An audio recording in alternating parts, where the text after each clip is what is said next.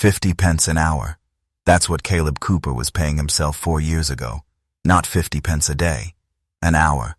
Today he boarded a plane for the first time in his entire life. Not for a holiday.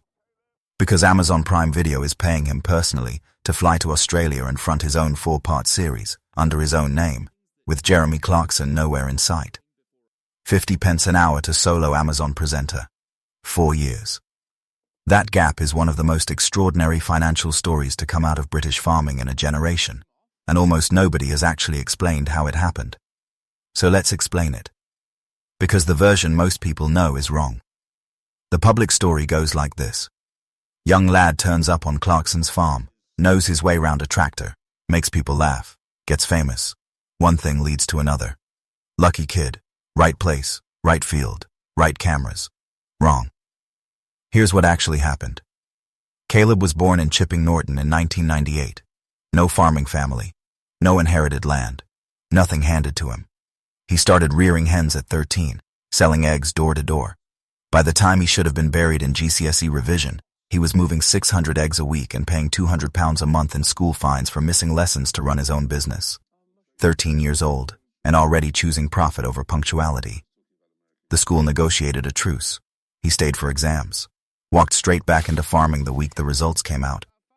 By his mid-teens, he had a registered contracting business, real agricultural work, across real Oxfordshire farms. The machinery knowledge, the agronomic instinct, the ability to keep a working farm actually running, all of it existed years before a single camera pointed his way. When Clarkson arrived at Diddley Squat needing someone who knew what they were doing, Kaleb wasn't discovered. He was already there. He didn't audition for this life. He'd been living it since before the show existed. That distinction is everything, because television has a playbook for how talent gets made. Platform finds someone raw. Platform spends years shaping them. Platform keeps the leverage, because without the platform, the talent is nothing.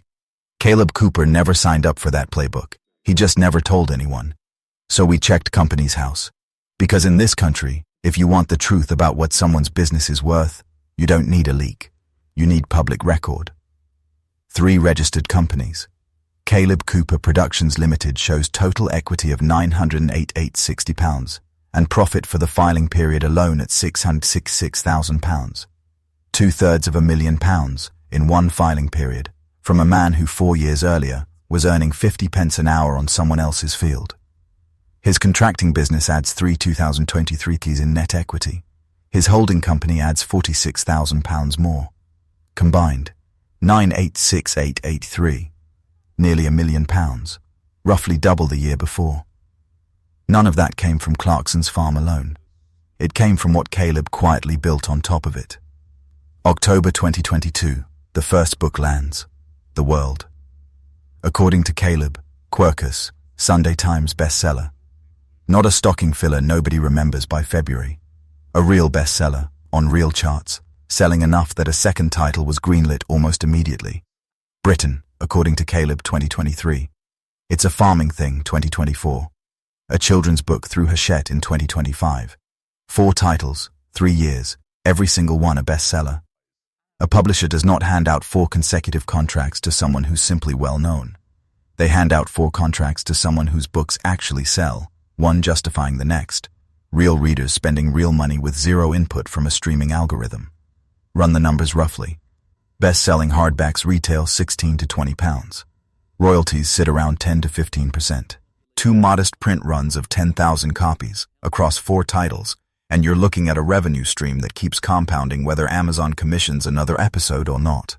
That's the real engine behind the £988,860. Not one TV appearance. A stack of independent income streams, each one funding the next. Then the tour. Sold out. Nationwide. The closing night at the Everyman Theatre in Cheltenham, filmed, released as a standalone Amazon Prime Video special. Here's the sentence that matters. Amazon didn't commission the special and then send him touring.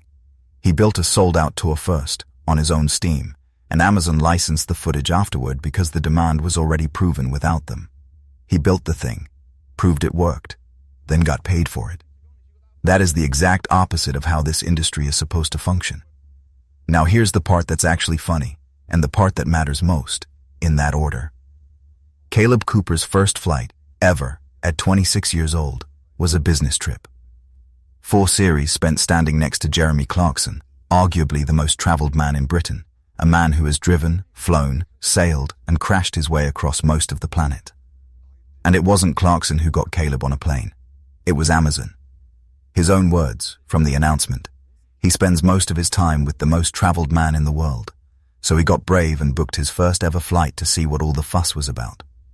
That line is doing 2 jobs at once. It's genuinely funny, the deadpan admission that a work trip beat every holiday offer for 26 years, and it quietly reframes the whole commission. This was never a travel show. It's a business reconnaissance mission, and Amazon is footing the bill. Australia runs some of the largest farming operations on the planet, stations bigger than English counties. A contracting business built around tens of acres a day in Oxfordshire is walking into an environment built around thousands. Almost nothing transfers directly. What Kaleb actually wants to know is whether any of it can, a workable model, a partnership, or just knowledge worth bringing home. That's a genuine commercial question. Amazon is paying to answer it. The cameras are simply along for the ride. Amazon's own head of UK and Northern Europe originals called it in writing, the next chapter of his journey. Not a Clarkson's Farm spin-off, not a companion series. His journey. The platform that built him is now describing his story as something that belongs entirely to him. Set that next to where Clarkson stood at the same career stage. 3 decades to build his empire.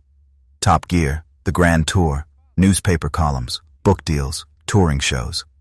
He was in his late 50s before diddly squat turned into a genuine business. Kaleb built the same kind of structure, scaled to his own market, in 4 years. Starting from 50 pence an hour, starting from a contracting van. He's 26. That timeline compression should terrify the television industry, quietly. Build the talent slowly, keep the leverage, control the next deal. That model collapses the moment someone arrives already knowing exactly what they're doing, and moves fast enough to build independence before the platform even notices what's happening. 4 bestsellers, a sold-out national tour, a solo Prime Video special, a 4-part international commission under his own name. And he's still appearing on Clarkson's Farm, which means Amazon is currently paying him twice. Once as a cast member of the show that made him. Again as the sole presenter of the show he made himself. The platform built to hold the leverage is now paying a premium just to reach an audience the talent built without them. The British Farming Awards worked this out before most of the media did. There's a permanent annual award carrying his name, for new entrants aged 6 to 17. Not a popularity contest. An entire industry deciding, while he's still in his mid-20s, that his name deserves to be attached to something permanent. Then there's the bursary, £3,000 a year, funded personally, for students at the Royal Agricultural University. Not a huge figure in institutional terms, but it's funded by a 26-year-old who started on 50 pence an hour, and he has never once turned it into a headline.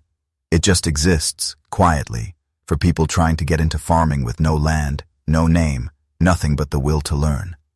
Everything else in this story is the visible part of a financial strategy. The bursary is what it looks like when the person who built that strategy starts thinking about what comes after it. So here's the real question. Amazon built Kaleb Cooper into a household name. He took that and built 3 companies, 4 bestsellers, a touring business, a solo special, and an international commission. And Amazon is now paying a premium just to reach the audience he built on top of their own platform. Is Kaleb Cooper the most commercially intelligent person to come out of Clarkson's Farm? Not the most famous. Not the most watched. The one building value that survives whether the show does or not. Tell us your answer below. And tell us who you think comes second, because we've already got a name in mind, and it might not be who you expect.